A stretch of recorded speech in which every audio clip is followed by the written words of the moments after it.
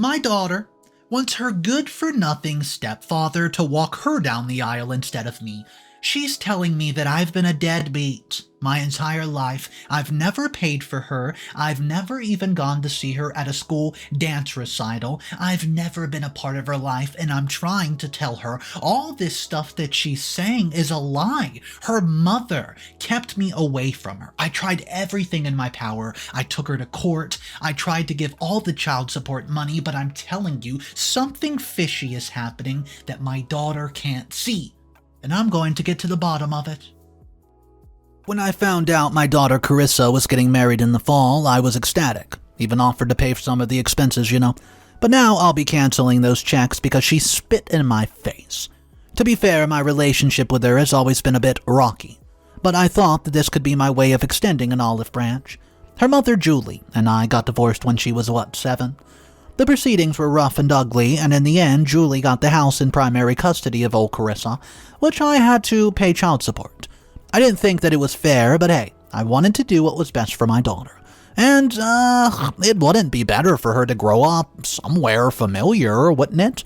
Shortly after the divorce was finalized, Jim, Julie's new boyfriend, moved in.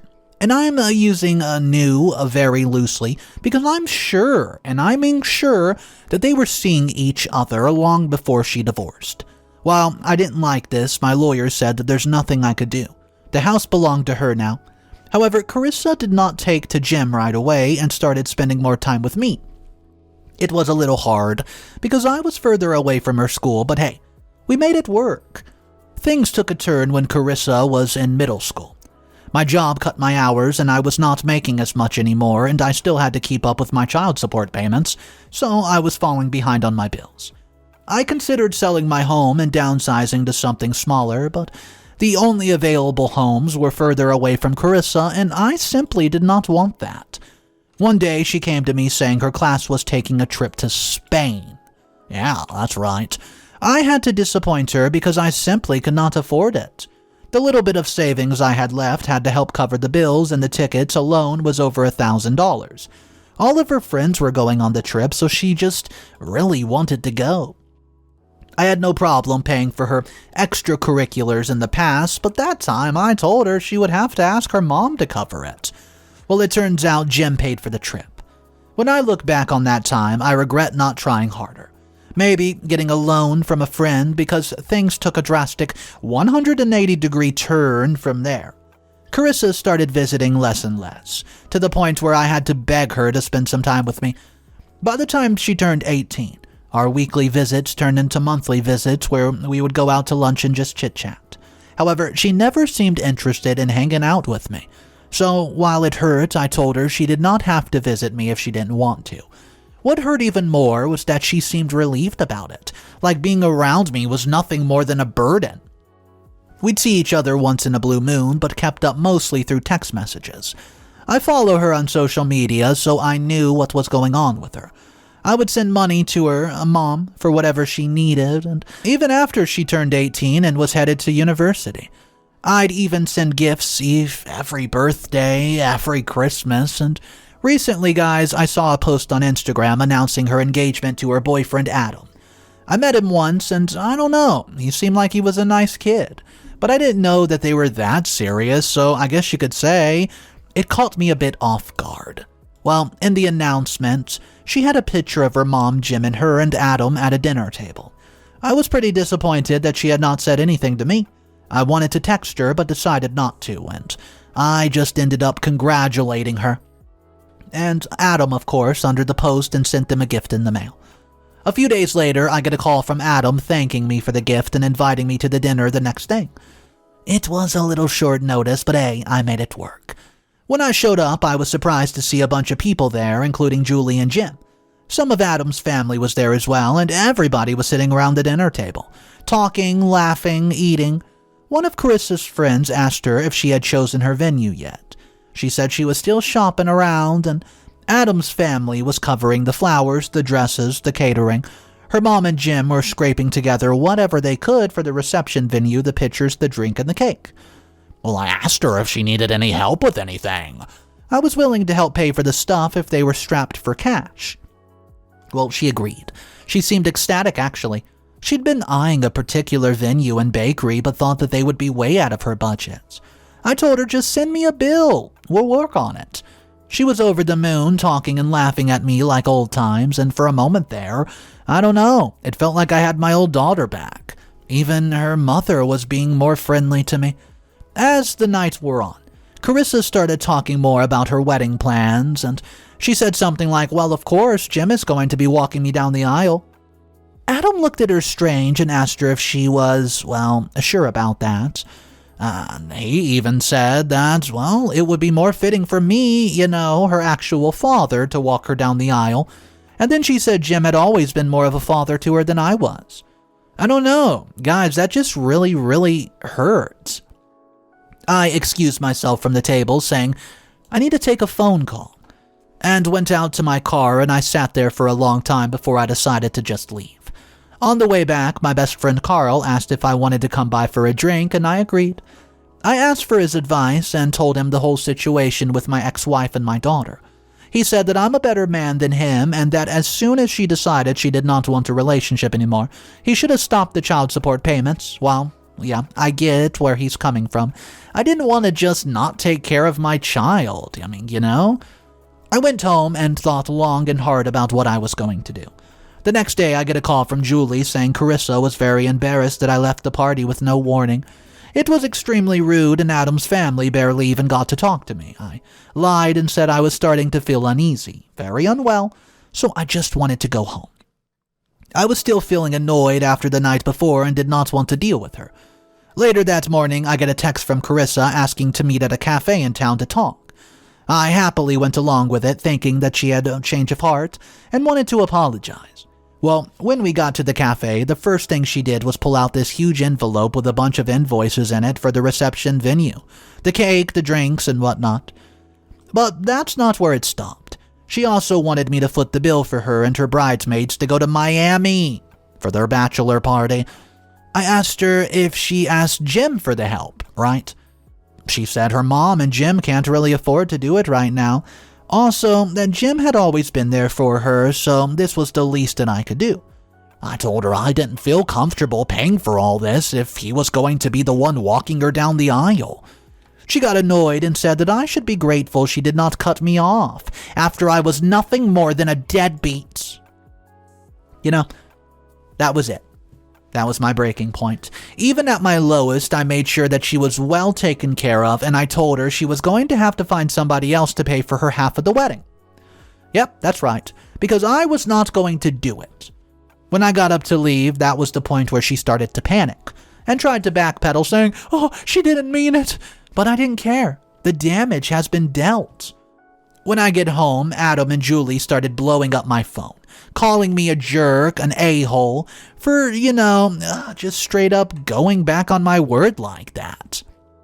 I personally don't think I've ever done anything wrong here. I tried my best as a father, but with Julie getting full custody and me having to move out, I got the crappy end of the stick.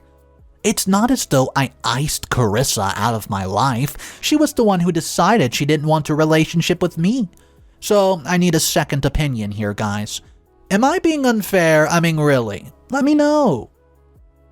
What's up, everybody? Mr. Reddito here. Oh man, today's story is absolutely insane.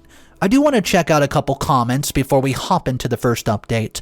And some of these comments were very, very heated in the comment section. Guys, if you're new to the channel, consider subscribing for daily animated drama stories. And here is the first comment by Marianne, 242. So let me get this straight. When you're not able to afford something she wants, she gives you the cold shoulder. Is that right?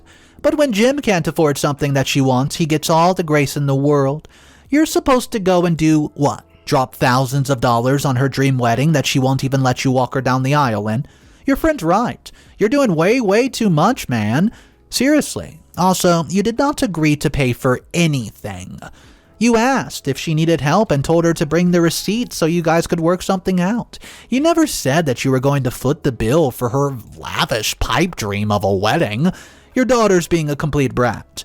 Don't let her take advantage of your kindness. Having no relationship with her is better than being used. Comment number 2. This comment comes from Jamie5293.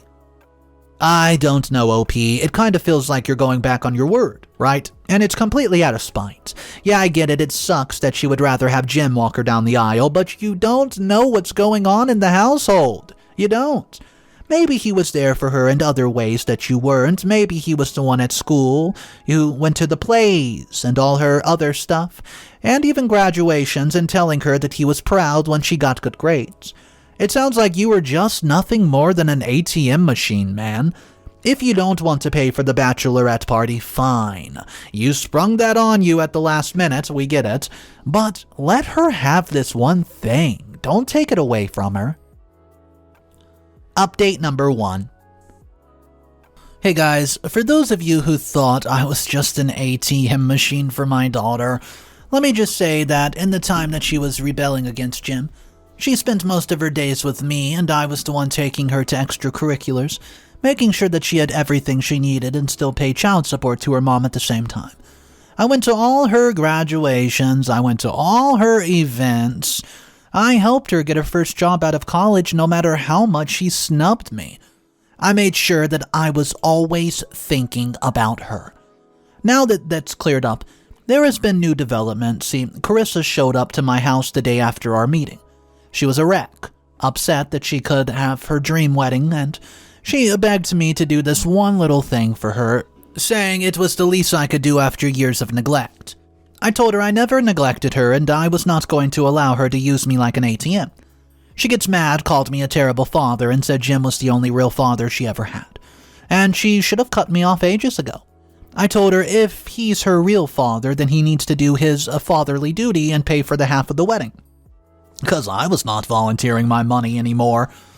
I go about my life as normal until I get a call from Adam a few days later. He said he wanted to apologize for the way Carissa was acting. She was just upset after years of neglect on my part, and now I'm getting annoyed. Where were they getting this neglect story from? I told him I never neglected Carissa. I'd always fought for a relationship with her, but she never seemed to want one with me. He told me that, well, wasn't how Carissa said it was. She said after middle school I was hardly ever there for her, and Jim was the one who had to take care of her because I refused to even acknowledge her, basically. I was livid. I hung up and I dialed Julie. I demanded an explanation for where all the child support I'd sent to her was going. I asked her if she told Julie I refused to pay child support, and she said she didn't know what I was even talking about. She said that I was the one who ruined my relationship with Carissa. I was the one, and she had nothing to do with it. If her lying wasn't enough, I saw Carissa slandering me all over social media, calling me an absolute deadbeat and saying I abandoned her and her mom. And it wasn't for Jim. They'd have to sell the house to make ends meet, and funny because the house was paid off and what I was paying in child support was more than enough to cover Carissa's expenses. So guys, later that night, I got a call from my boss saying something that's been blowing up the HR hotline at work. Well, filing a bunch of complaints against me. I'm sure you all could guess who it was. Luckily, I've been at this job long enough for them to know better than to entertain her nonsense. I texted Carissa to tell her how disappointed I was that she would stoop so low, and this just solidified my decision to not go to the wedding. Around that time, I'd been in Dubai for a work trip, and I'm going to extend it to a full vacation just so I'll have some time away. It's been a while since I've done anything for myself, if I'm being honest. Update number 2. It's been a long while. After I booked my work trip and vacation, I pretty much went off the radar. I didn't know what was going on with the wedding or even if there was a wedding. Last I heard, Julie and Jim were trying to scrap money together to pay for the rest of it, and I got back from my trip 2 weeks ago, and I've been slowly uploading the pictures to Instagram. I had a blast, by the way, and I'm definitely going to be taking more solo vacations from now on. After a picture of me checking out some cars, Julie called me to rant about how much I'd disappointed our daughter. She said that she found it funny how I could find money to drive around the desert and fast cars but could not spare a dime to help my daughter with one of the most important days of her life. I hung up on her. While I stand by what I did, I still sent Adam and Carissa a wedding gift. Well guys, I saw Carissa posting all these passive-aggressive things about my gift on social media, but Adam actually called to thank me for the gift. I told him I hoped that they had a nice wedding, and turns out, guys, no. It was an absolute disaster. The photographer was late, so they had to stay behind after the ceremony to get pictures in the church, which meant that they were very late to the reception. Wow. The venue's freezer ended up breaking down, so their cake melted and was ruined, along with the food, which got cold while everybody was waiting. They also had to downgrade a lot of stuff so the money from Adam's parents could stretch to cover the cost of other things. Needless to say, it wasn't the vision that she had in mind. But when you want a dream wedding, you have to have a dream wedding money. Now, guys, I would not be posting this update if not for one little issue. Carissa has started threatening to sue me, saying I owe her mother back child support or something. Now, I knew this was utter bullcrap, but I checked in with my friend anyways, and he assured me that she had no case. I've been keeping receipts of all the money I sent to Julie. Over the years, even when the money that was not a part of our child support agreement. See, sometimes Julie would call me out of the blue and say Carissa needs this or Carissa needs that, so I would just tell her to send me a text with how much she needed and what it was for so I could write up a check and send back the bank transfer. I've recorded all these messages and the corresponding transactions, so I gathered up all of it. I sent it to Carissa and asked her who she really thought was the bad guy here. I also sent a text to Adam, detailing exactly every single thing that I'd sent, and I have not heard from Carissa since. But Adam reached out to me and asked if we could talk. Well, I agreed, and you know what? I'll update you guys after we have our little conversation. Updates number 3. Well, a whole lot of drama has happened since I've posted first. Adam and I had our meeting. He said both he and Carissa had read through, everything. And then Carissa spent hours on the phone with her mom. She believes that I'm lying and fabricated all the receipts, but Adam said he believed me. There was no way all those checks and bank transactions were faked, but Carissa's mom had been telling her that I was a deadbeat and never paid for anything. That she and Jim had to step up to make sure Carissa was well taken care of. Honestly, at this point, I'm done. I want nothing to do with Carissa anymore. If she wants to believe her mom, you know what? So be it. Adam said that he was hoping that we could make amends, but he understands my frustration. And to the end, Julie, Jim, and Carissa did not like that he was taking my side. Carissa dragged him over to the mom's place, and they all gave him a talking to. He said it made him feel like they were going up on him when he was just only trying to make peace between the two. When he dared say he didn't believe their story about me being a deadbeat, they all started absolutely screaming at him. He said that he had never seen Carissa behave so childishly. He said they went home and had a huge fight, and he was just trying to make sure that she sees sense. She just kept talking about her mom's side, saying there was no way her mother and Jim would lie. He told her if, he knew about this side of her sooner, he would have reconsidered getting married. And he was reconsidering their marriage right then and there. Well, she stormed out of the house and got to stay with a friend, which leads me to what happened tonight. I woke up and my phone was going off and a bunch of noises were coming from outside, guys. It was one of my neighbors calling to tell me somebody was wrecking my car. They'd already called the police and, I hopped onto my security cameras and somebody was taking a baseball bat to my car. It was dark, so I couldn't really see who it was, so I waited for the police, not wanting to confront some crazy person who had a baseball bat, a Louisville Slugger. Luckily, they did not, take too long to respond. When I went outside, the last person I expected to see was out there. It was Carissa.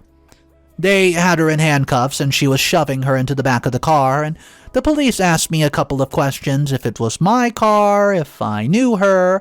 They told me that they would write up a report to my insurance if I needed it, and I asked them if they had to take her down to the station.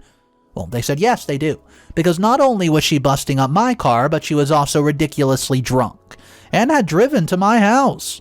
Adam's car was parked up the street unharmed, thankfully. So they took Carissa down to the station.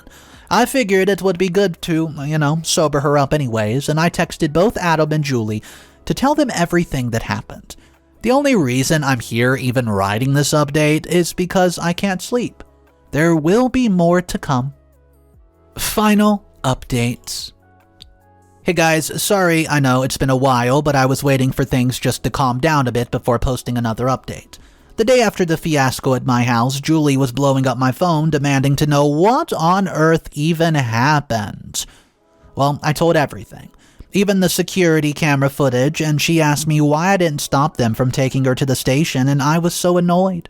I asked her if she was stupid or something. I don't control the police. She was drunk driving and destroyed a whole car. After I hung up on her, I got a call from Adam to ask if he had heard from Carissa at all. He said that she had called him crying that morning, saying she needed someone to post her bail. He said that he wasn't going to go after the stunt that she pulled, and Julie called me back crying because Carissa is, quote, rotting away in a jail cell, and they could not afford to post her bail, and she had not even been in there, 24 hours? Ugh. So, I went there and I bailed her out. I know, before you guys come at me, she spent the night there with a bunch of addicts and drug addicts and drunks, so she was thoroughly traumatized and had learned a lesson. I dropped her off at her mother's house because Adam had already told me not to bring her to his home, so I did that. Before she hopped out of the car, she asked me why I hated her so much. Which is funny. Yeah, it's a thing to ask somebody who just bailed you out of jail after you wrecked their car. I told her I never hated her, but I'm done with her and hope that she has a nice life, and if she wanted answers, she needs to hash things out with her mother. So the next day, Adam and Carissa were at my doorstep. Can you believe that? I let them in and we sat down and had a talk. Carissa had a huge fight with her mom and Jim, and they admitted to fabricating most of the stuff about me being a deadbeat. Apparently, my brief little, stunt, well, where I felt on hard times was the catalyst of all of the lies. Carissa asked for my forgiveness and if we could work towards having a relationship again, and I told her it was a little too soon for that, but we could talk occasionally and just see where that goes. She said that she and Adam were moving closer to his parents. A fresh start would probably do wonders for them, and their marriage was fresh and it had already been rocky. Well, they said that they'd seek counseling to work out her issues, and Adam thanked me for being generous and gracious and helping Carissa out, despite everything that she did. Yeah, that's true. I probably would not have been in the insurance had not covered the cost of my car. That was a month ago, and I have not heard from them since, but I did hear from Julie. She called me, distraught, asking if I knew where Carissa was. She hadn't heard from her in weeks. No response. No calls, no texts, no messages, and when she went to the house, both Carissa and Adam were gone. I told her Adam told me that they were moving. Well, she asked me if I knew where, or if I had their new number. I said I was not willing to help her. If she had not lied to her own daughter and gaslit her own daughter and son-in-law, they would not have straight up abandoned her. Now, would they? And guys, honestly, that's going to be the end of all this wild saga that I've told you. I have nothing else. Or, I hope it is at least. I've had enough drama to last me a lifetime.